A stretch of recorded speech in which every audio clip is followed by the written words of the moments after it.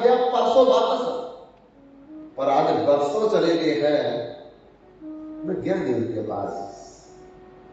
कोई जाओ उनके पास, बोलो जाकर के कि मेरे सर में बहुत दर्द हो रहा है।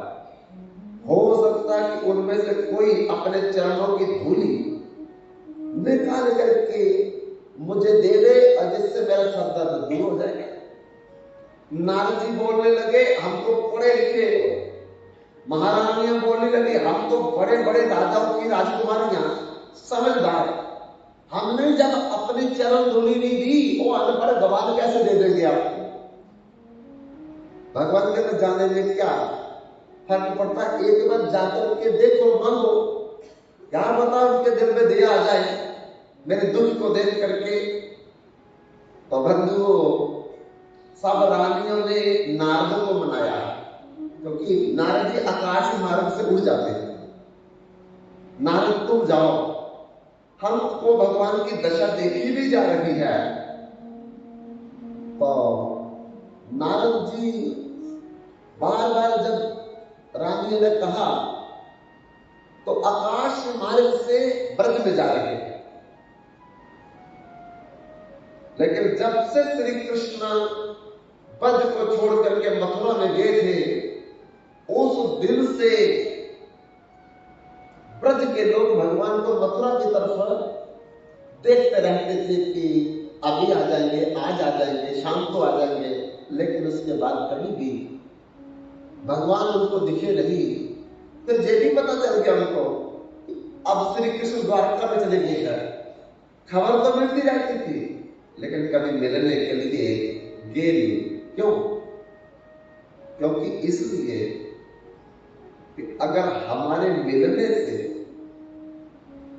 हमारे श्री कृष्ण को दुख होता है, तो हम मिलने भी नहीं जाएंगे, क्योंकि तभी तो छोड़ करके गए। और छोड़ कर तो चले गए, परसों बोल करके कहा था, और परसों छोड़ करके बरसों तक नहीं आए, तो इसका मतलब वो खुद नहीं आए। तो जब वो खुद नहीं आए तो मिलना नहीं चाहते हैं, तो फिर जब वो मिलना नहीं चाहते तो हम क्यों चले जाए उनके पास? क्या पता हमारे जाने से उनको दुख लगे। इसलिए हम दुखी तो रह लेंगे, पर श्री कृष्ण के सुख में बाधा नहीं बनेंगे। बंधुओं, ये अंदर की भक्ति जब हमारे अंदर आएगी कि भगवान सुखी रहने चाहिए, हम भले कितना भी दुखी रहे, लेकिन हम भगवान के पास जाते ही तभी है अपना दुख बताने के लिए। हमारा परिवार का दुख है, कारोबार का दुख है, शरीर का दुख है, बच्चों का दुख है, यही तो बताने जाते हैं भगवान को। पर इधर ब्रज भावना देखिए कि भले हम कितने में दुखी रहते, प्राण में निकल जाए, लेकिन श्री कृष्ण को दुखी नहीं करते। इसलिए बंधुओं, नारद जी आज द्वारकापुरी से जब आ रहे थे, इधर ही देख रहे थे सारे ब्रजवासी। नारद जी को देख करके शोर डाल दिया, अरे कोई द्वारकापुरी से आया, कोई द्वारकापुरी से आया। क्यों शोर डाल रहे थे? कि हमको श्री कृष्ण की कोई खबर मिलेगी। और फिर नारद जी तो बड़े भारी पत्रकार हैं, और ये कोई ना कोई खबर तो जरूरी हमको देंगे, इसलिए शोर डाल दिया। और नारद जी ब्रज में उतरते ही सारे ब्रजवासियों ने इर्द गिर्द नारद को घेर लिया। नारद, नारद कहां से आ रहे हो, कहां से आ रहे हो? और नारद जी कहते, चुप तो करो, पहले बात तो सुन लो। और कोई सुनना नहीं चाहता, क्योंकि सबके मन में है कोई कृष्ण के बारे में बात बताए, उतावल है। तो नारद जी कहते कि मैं द्वारकापुरी से आ रहा हूं। अरे हमारे श्री कृष्ण ठीक तो है, उनका हालचाल क्या है? और नारद जी कहते हाल भी खराब, चाल भी खराब है उनकी। क्या हुआ? अरे उनके सर में भयंकर दर्द है, तो दर्द है तो द्वारकापुरी में कोई डॉक्टर नहीं है, वैद्य नहीं है, हकीम नहीं है, अरे सबको दिखाया, लेकिन कोई दवाई काम नहीं कर रही। अरे दवाई काम नहीं कर रही तो फिर क्या काम कर रहे आप? वो कहते हैं कि कोई मेरे से प्यार करने वाला अपने चरणों की रज निकाल करके दे, माथे पर मलेंगे तब जी को दूंगा। तो द्वारकापुरी में किसी ने दी नहीं। अरे रानी से पूछा तो वो कह दिया हम लोग नर्क में जाएगी, अपने स्वामी को कैसे चरण रज देते? नारद जी आप नहीं दे सकते थे। अरे मैं भी कैसे दूं, मुझे तो नर्क में भी जगह नहीं मिलेगी, क्योंकि वो मेरे इष्ट देव हैं, उनको मैं कैसे अपने चरणों की रज दे सकता हूं? अच्छा तुम नर्क से जाने में डरते हो और उनकी सर्व दर्द का कोई चिंता नहीं तुमको। उसी समय सब ब्रजवासियों ने अरे अपने चरणों की मल मल करके रज निकाल करके इतना बड़ा थैला कर दिया। नारद ले जाओ, जल्दी ले जाओ। अरे मूर्ख तुमको डर नहीं है, अपने चरण रज भगवान को दे रहे हो, तुम नर्क में गिरोगे। उन ब्रजवासियों ने कहा नारद करोड़ों जन्मों तक भी हम नर्क में रहे, दुख भोगेंगे, लेकिन हमारा श्री कृष्ण सुखी होना चाहिए।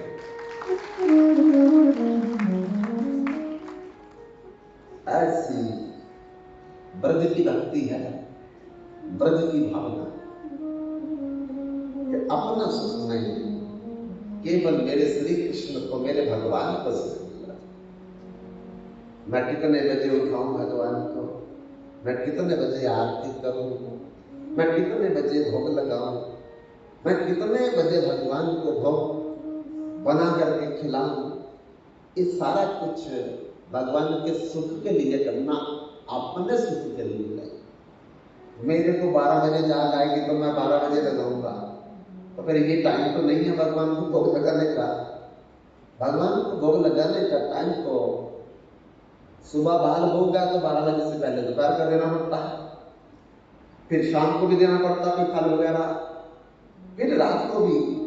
और मैं सोचूंगा कि खुद तो मैं हलवा पूरी खाता हूँ, भगवान को चिड़बड़े दे दूंगा, दाल मुकरा दे दूंगा, तो फिर ये सुख की भक्ति नहीं है, ये तो अपने सुख की भक्ति है, भगवान के सुख की भक्ति नहीं। हमने जो भक्ति करनी है भगवान को सुख देने के लिए करनी है। जिस दिन हमारे मन में आएगा सुदृढ़ तरीके से भगवान हमारे नौकर बन जाएंगे, भगवान हमारे सर्वेंट बन जाएंगे।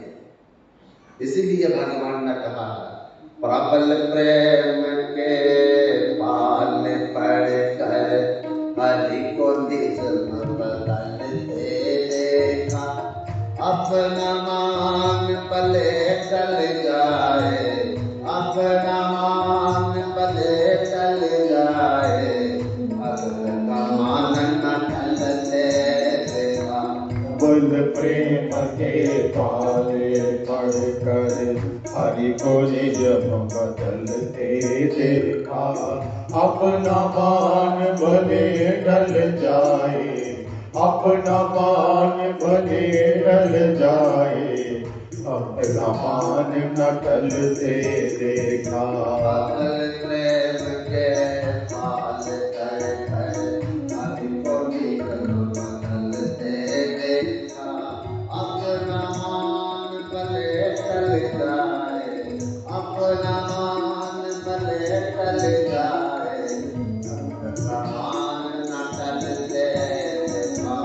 बल प्रेम के पाले पड़कर हरि को निज बदलते देखा, अपना मान भले ढल जाए, अपना मान भले ढल जाए, अपना मान न टलते देखा।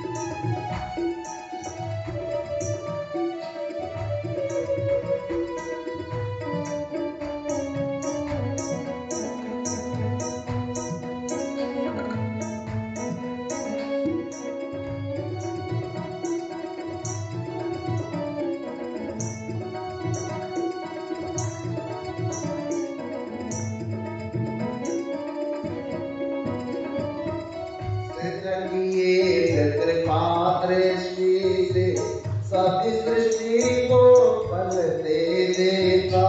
जिनकी एक कृपा दृष्टि से सभी सृष्टि को पलते देखा। जिनकी एक कृपा दृष्टि से सभी सृष्टि को पलते देखा। जिनकी एक कृपा दृष्टि से सभी सृष्टि को पलते देखा।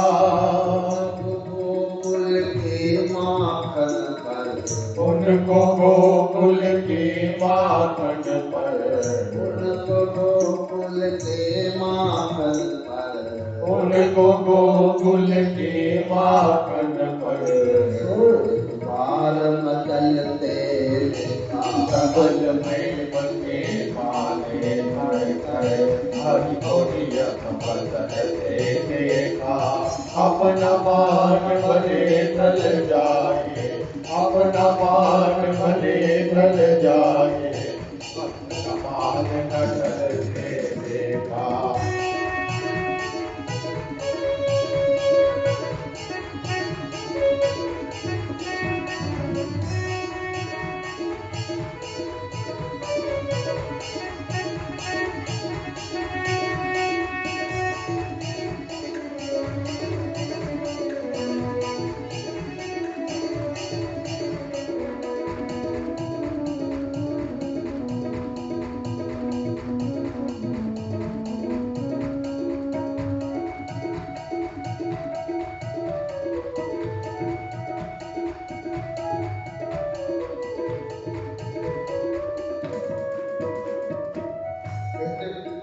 पाए संसार से सप्त सागर उछलते देखा। इनके मुख बुद्धि कमाए थे सागर शब्द उछलते देखा। इनके सागर बुद्धि के बायसे सागर शब्द उछलते देखा। इनके द्वंद्व प्रभुति के भय से सागर सकुत उछलते देखा। उनको जो शोधा जी कह भय से, उनको यशोदा जी के भय से, उनको यशोदा जी के भय से, उनको यशोदा जी के भय से मान करते बल में बंदे माने धर धर हरि बोलिया बदलते देखा। अपना मान भले टल जाए, अपना मान भले टल जाए, भक्त का मान न टलते देखा। प्रेम के पाले धर धर अपना मान करे टल जाए, अपना मान करे टल जाए, भक्त का मान न प्रबल प्रेम के पाले करे करे हरि बोलिया बदलते देखा। अपना मान भले टल जाए, अपना मान भले टल जाए, भक्त मान न टलते देखा। सबल प्रेम के पाले पढ़कर हरि को निज में बदलते देखा। अपना मान भले टल जाए पर अपने भक्त का मान न टलते देखा। बंधुओं, भगवान भक्त के बस में है, लेकिन कैसे भक्त के बस में है? जो भगवान के सुख के लिए भगवान की भक्ति करता है, अपने सुख के लिए नहीं। मेरा ये चीज कर दो, मेरा ये चीज कर दो, ये भक्ति नहीं है, ये तो व्यापार है कि हम आपकी आरती करेंगे, बदले में मेरी प्रमोशन करवा दो, ये तो व्यापार हुआ। मैं आपको भोग लगाऊंगा पर बदले में मेरी कन्या का विवाह करवा दो, ये भक्ति नहीं, तो बनिए का काम है, बिजनेस है। गिव एंड टेक फ्री, मर जाओ, भगवान से नहीं मांगना, मांगना नहीं। तो क्या भगवान हमें कुछ नहीं दे? एक पत्नी पति की सेवा करती है और पति पत्नी से कहता है कि मेरे कपड़े प्रेस कर दो, सुबह दफ्तर जाना है। तो पत्नी कहती है पहले 500 रुपया दे दो, फिर कपड़े प्रेस करूंगी। अब 500 रुपया नहीं देंगे तो प्रेस कपड़े नहीं देंगे। पति ने कहा मेरा सुबह टिफिन तैयार कर देना, मुझे ऑफिस में जाना है, 200 रुपया रख दो पहले 500 रुपयों का, तब जाकर के तुम्हारा टिफिन तैयार करेंगे। तो एक तो व्यापार है, प्रेम का। बदले में कुछ मांगा, भक्ति खत्म हो गई। हम यही तो कर रहे हैं, ये दे दो, ये दे दो, ये दे दो, काम चला दो, बिजनेस चला दो, हमारा रोग दूर कर दो। ये भक्ति किसी खाते में नहीं लिखी जाती है। दे तो देंगे भगवान, लेकिन भक्ति नहीं। बंधु भक्ति निष्काम। अब प्रभु कृपा करो एक भांति सब तज भजन करो दिन रात। ऐसी कृपा करो मेरे ऊपर कि मैं आपको 24 घंटे 7 दिन याद रखूं, आपकी सेवा करो, बदले में कुछ नहीं। पर बंधुओं, क्या जो पत्नी दिन रात अपने पति के कपड़े प्रेस करेगी, खाना बना करके देगी, तो पति सैलरी लगा करके किसको देगा? पत्नी को तो देगा। ऐसे 500 रुपया मिलेगा, 200 रुपया मिलेगा, ऐसे 50,000 सैलरी ही पति प्रसन्न होकर के पत्नी के हाथ में रखेगा। तो बिन मांगे मोती मिले, मांग मिले ना भीख। एक तो दुनिया का पति, शरीर का पति, एक जन्म का पति सैलरी देता है, और जो जन्म जन्म का परम पति है वो तो अनंत ब्रह्मांड हमको दे देगा। फिर मांगने की जरूरत है, पर मांगने के कारण हम भगवान को दिखा दिया हम तुम्हारी भक्ति नहीं करते हैं, हम तो मतलब की भक्ति करते हैं, अपने स्वार्थ की भक्ति करते हैं, आपके साथ अपनी नौकरी के लिए कर रहे हैं। हम आपके लिए सत्संग में नहीं आ रहे हैं, हम इसलिए सत्संग में आ रहे हैं हमारा घर ठीक हो जाए, हमारा घर बन जाए, हमारी नौकरी लग जाए, हमारा कारोबार दौड़ने लगे। इस सत्संग की कसौटी नहीं, भगवान के लिए आना, भगवान के प्यार के लिए आना है, अपने आप ही मिलेगा सब कुछ। बंधु, भक्ति में लेन देन कर दिया,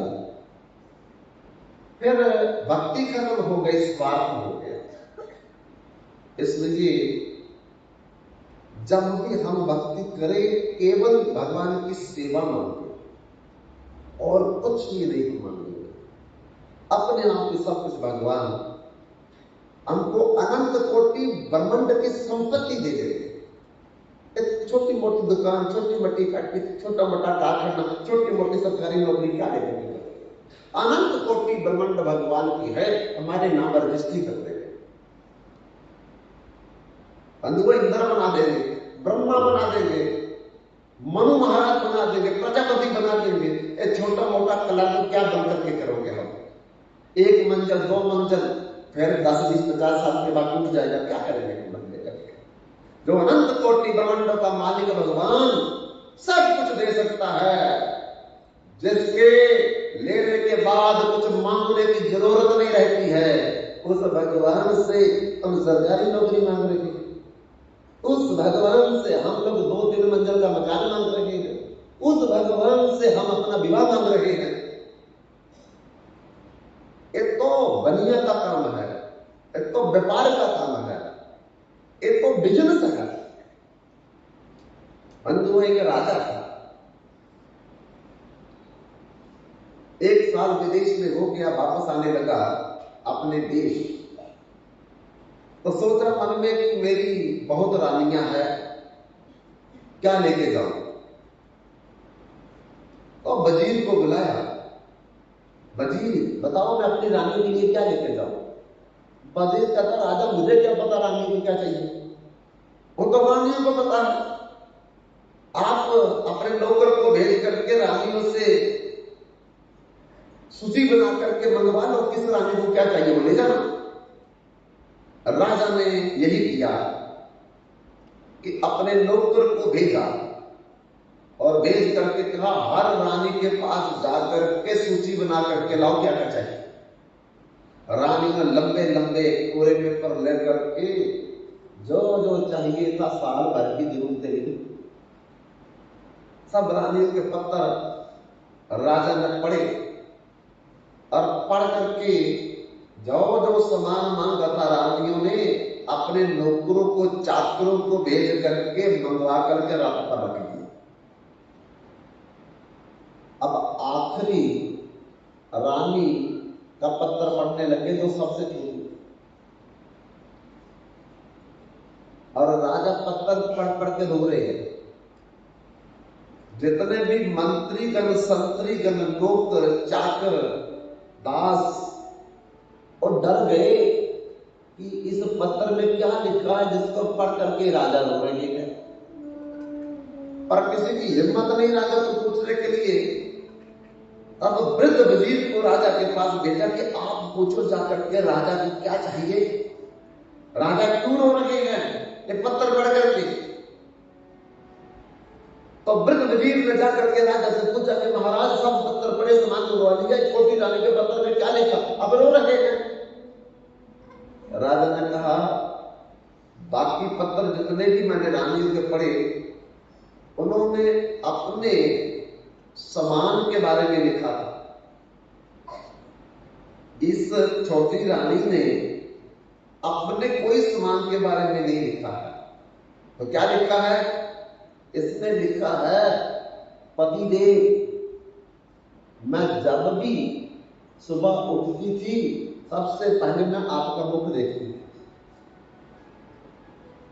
फिर मैं 4 परिक्रमा करती थी आपकी, फिर मैं आपके चरण स्पर्श करके अपने हाथ माथे पर लगाती थी,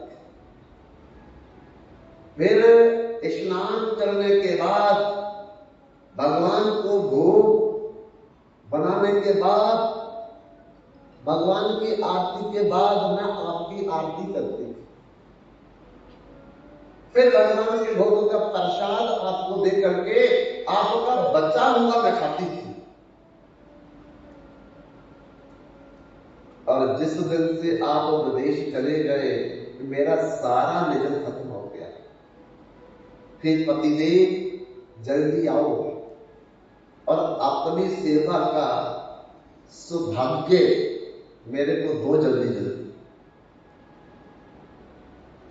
इसलिए मैं रो रहा बंधु हो, जिन रानियों ने जो मांगा राजा ने नौकरों से मंगवाया और वो रथ में रख दिया, लेकिन जिस रानी ने कुछ नहीं मांगा राजा की सेवा मांगी बिना स्वार्थ, उसके लिए राजा खुद गुजार गया। और जो राजा के मन में आया रथों के रथ भर दिए और अपने देश आए। जिस रानी ने जो मांगा नौकर के हाथ बेचा, नौकर के हाथ बेचा, राजा नहीं दिया। लेकिन जब छोटी रानी का महल आया तो राजा खुद रथ पर सवार होकर के छोटी रानी के महल में भी और जितना सामान लाया वो भी छोटी रानी को दिया। तब से किसी रानी के महल में कभी नहीं गए राजा। बाकी रानियां बड़ी दुखी हो गई कि पहले तो राजा कभी कभी आते थे खबर लेने के लिए, और जब से विदेश से आए हैं छोटी रानी के घर में, छोटी रानी के घर में, छोटी रानी के घर में हमारी तो खबर भी नहीं। तो सारी रानियां राजा के पास शिकायत करने गई, महाराज कोई गलती हो गई, अब आप हमारे घर में आते ही नहीं। तो राजा ने जवाब दिया, अरे जो तुमने मांगा था वो तुमको मिल गया, जो छोटी रानी ने मांगा था वो छोटी रानी को मिल गया। तुमने सामान मांगा था मेरे से, लेकिन छोटी रानी ने मेरे से सामान नहीं मांगा था, मेरी सेवा मांगी थी। इसलिए मैं छोटी रानी के पास रह रहा हूं। और बंधुओं, हम भगवान से संसार का कोई भी वैभव, ऐश्वर्य, सुख, सुविधा, पदार्थ मांगोगे तो भगवान दे देंगे, ऐसा भी नहीं देंगे, पर भगवान लज्जित हो जाएंगे, लज्जित हो जाएंगे कि मेरे से कुछ मांगने के लिए आया है, भिखारी बन करके आया है। लेकिन भगवान को तो सब कुछ पता है कि हमको चाहिए क्या, बताओ। भगवान सर्वंतर्यामी, सर्वशक्तिमान, सर्वव्यापक, सर्वनियंता, सर्वसाक्षी, सर्वस्वतंत्र है। वो तो हमारे दिल में बैठे हुए, उनको नहीं पता कि हमको चाहिए, हमारे बच्चे का विवाह होना चाहिए, उनको नहीं पता कि हमको नौकरी चाहिए सरकारी, उनको नहीं पता कि हमारा बिजनेस घर चाहिए। अरे बोलना पड़ेगा, भगवान को भी बोलना पड़ेगा, बताओ। जब वो हृदय में बैठ करके जानता है फिर भी नहीं दे रहा, तो उसके भीतर में कोई कारण है कि मांग करके भी भगवान नहीं दे रहे। उसके भीतर में कोई कारण है जिससे हमारा मंगल होने वाला है। लेकिन हम रोते तो हैं, लेकिन रोते किसके लिए हैं? अपने सुख के लिए रोते, भगवान की भक्ति के लिए नहीं रोते। हम नाके रगड़ते हैं, दंडोत परिक्रमा करके बहुत बहुत दूर तक जाते हैं मंदिरों में, नंगे पांव चल करके जाते हैं, पर जाने का फायदा क्या? मांग क्या रहे हो? भगवान की भक्ति नहीं, अपना कोई फायदा मांग रही है। ये भक्ति है, इसको भक्ति कहते हैं।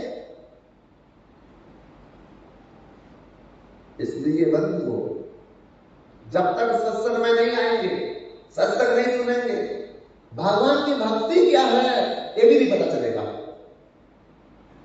करनी कैसे है ये भी नहीं पता चलेगा। तो अनंत जन्मों में हमने सत्संग सुने, अनंत जन्मों में हमने कीर्तन किए, अनंत जन्मों में हमने कथा सुनी, लेकिन फायदा तो कभी नहीं हुआ। कोई जन्म मरण के चक्कर में पड़े हुए हैं, अब भी सुनेंगे तो क्या फायदा होगा? फिर जन्म मरण के चक्कर में, और जन्म का दुख, मरण का दुख, बुढ़ापे का दुख, बीमारी का दुख, यही तो चार दुख हैं जो कभी नहीं खत्म होने वाले हैं। इसलिए सत्संग के बगैर विवेक नहीं होता है, और सत्संग वही होता है जो भगवान की निष्काम भक्ति के बारे में बात करता है। ये दे देंगे, ये दे देंगे, ये दे देंगे, सर पे हाथ रखो, गले पे हाथ रखो, टिपड़ा देख लो, हाथ देख लो, मत्था देख लो। ये देखने के लिए भगवान के पास जाएंगे हम लोग। भगवान को पता नहीं माथे में क्या लिखा है, भगवान को पता नहीं, उन्हीं जो लकीरें बनाई उनको नहीं पता क्या लिखा है। कुछ बोलने की जरूरत नहीं है, और सर्वशक्तिमान, सर्वंतर्यामी भगवान सब जानता है कि नो ईच एंड एवरीथिंग देगा, और हम नहीं मांगेंगे। मारो दादा को जो इच्छा तो हार, श्री कृष्ण नित्य दास में तुहार। मैं दास हूं, दास का कर्तव्य स्वामी की सेवा करना, मांगना नहीं होता है। पत्नी का कर्तव्य पति की सेवा करना, मांगना नहीं है, वो पति का कर्तव्य है। पत्नी को क्या चाहिए? हम क्यों मांगेंगे पति से? पुत्र पिता की सेवा करता है, थोड़ी टांग दबा दो, पिता बोलता है 150 रुपये दे दो, तब टांग दबाएंगे। पिता की सेवा हो रही है कि बिजनेस हो रहा पिता के साथ, बताओ। ऐसे भगवान के साथ एक डिब्बा मिठाई का डालेंगे और मन में कहेंगे यहां प्रमोशन करा देना मेरी, तो भगवान कहता डिब्बा मैं ही खरीद लेता हूं, आप किसी प्रमोशन करवानी है मैं ही खरीद लेता हूं डिब्बा। ऐसी बातें भक्ति सत्संग में पता चलेगी, तब हमारा जीवन सुख में, शांति में, आनंद में होगा। नहीं तो मांगते मांगते मांगते मांगते हम इतने भिखारी हो गए हैं कि हमको ये भी नहीं पता कि हम भिखारी हो गए। बंधुओं, ब्रज की भक्ति मांगने वाली भक्ति नहीं है। देखो 16,000 महारानियों ने नर्क जाने से भगवान को अपनी दूध नहीं दी। नारद जी 24 घंटे भगवान के आगे पीछे घूमते हैं, लेकिन नर्म के डर से अपने चरणों की धूल नहीं दी है। और ब्रज भक्ति में ब्रजवासियों ने कहा करोड़ों जन्मों तक हम नरक में गिर जाएं, दुख भोग करके तेल में उबलते रहे, पर हमारा भगवान सुखी रहना चाहिए, हमें कोई नरक की परवाह नहीं है। ऐसी भक्ति हमारे हृदय में अंकुरित होनी चाहिए, हमारे हृदय में जागृत होनी चाहिए। तब हम जन्म मृत्यु जरा व्याधि के चक्र से भगवान क्षण भर में हमको बाहर निकाल देंगे और आनंद जीवन दिव्य श्री दिव्य भगवान के धाम में प्राप्ति हो जाएगी।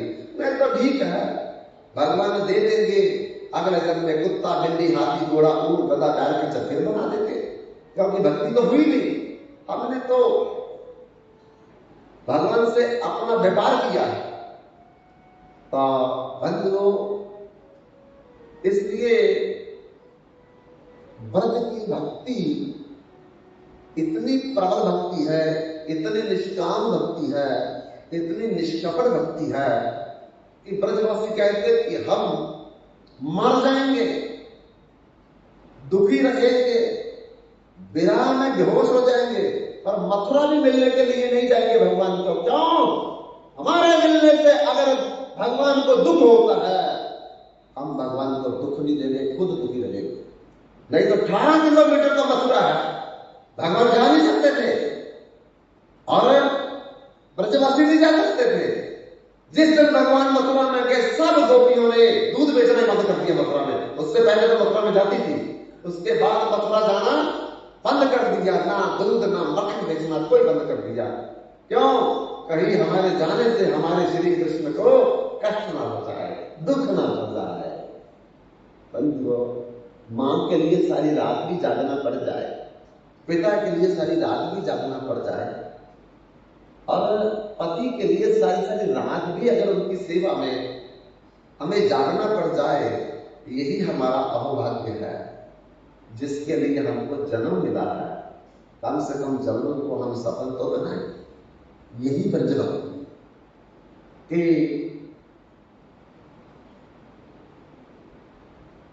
आज श्री कृष्ण बिना बलराम को बताए अपने सखाओं को लेकर के 5 वर्ष की उम्र है, बछड़ों के पीछे पीछे जा रहे हैं और चलते चलते बछड़े आगे निकल गए और उन बछड़ों को देखने के लिए सारे सखा भी आगे निकल गए। श्री कृष्ण आवाज लगा रहे हैं, अरे मित्रों, सखो, रुको, मेरे साथ चलो, दूर मत जाओ। लेकिन सखा मानते नहीं श्री कृष्ण की बात। जब भगवान से हम दूर चले जाते हैं, जब भगवान की हम बात नहीं मानते, गीता में जो लिखा है, ये भगवान की वाणी है गीता में, जब भगवान की वाणी नहीं मानते हैं तो फिर हम लोग कभी सुखी नहीं हो सकते, दुख उसी दिन पकड़ लेगा हमको। सनातन का क्या मतलब है? What is the meaning of, what is the definition of Sanatana? Sanatan Dharma क्या इसकी डेफिनेशन है? हम कहते हैं सनातन सभा, सनातन धर्म, क्या मतलब है? What is the meaning of Sanatan? Sanatan का मतलब है भगवान। 2 तरह के धर्म है दुनिया में, तीसरा धर्म कोई नहीं है। एक वर्णाश्रम धर्म, जिसको शरीर धर्म कहते हैं। ये शरीर करोड़ों बार मर गया, करोड़ों बार पैदा हुआ। जब तक वर्णाश्रम धर्म में लगे रहेंगे, तब तक याद रखना, करोड़ों ये शरीर धारण करने पड़ेंगे, करोड़ों बार मरेंगे। ये वर्णाश्रम धर्म हमारा धर्म नहीं है, हमारे शरीर का धर्म है। और मैं शरीर नहीं, ये शरीर मेरा धर्म है, मैं अलग हूं शरीर से। उसको कहते हैं आत्मिक धर्म, भागवत धर्म, सनातन धर्म, नित्य धर्म, सुख में धर्म।